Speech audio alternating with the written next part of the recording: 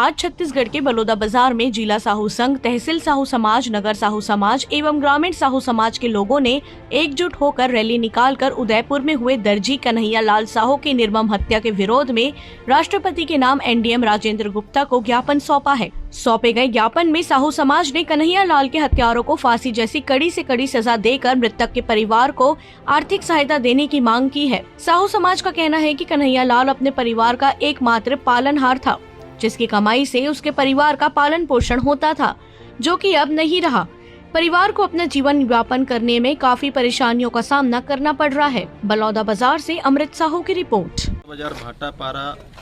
तहसील साहू संघ एवं नगर साहू संघ, परिक्षेत्र ग्रामीण साहू संघ के इकाई एवं समस्त साहू समाज के द्वारा उदयपुर राजस्थान में हमारे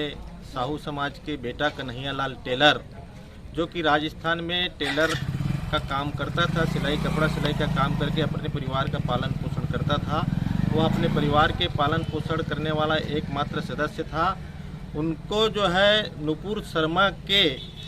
बयान को स्टेटस में डालने, उनके समर्थन करने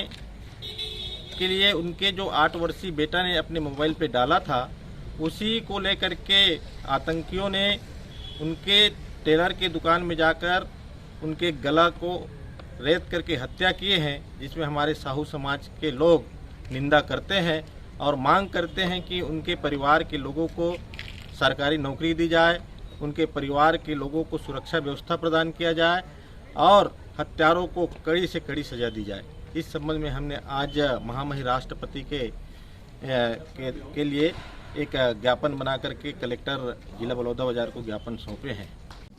के दर्जी जो कन्हैया लाल साहू के निर्मम हत्या किए गए हैं, तो हत्यारे को बहुत कड़ी से कड़ी सजा देना चाहिए और उनके परिवार को आर्थिक सहयोग करना चाहिए।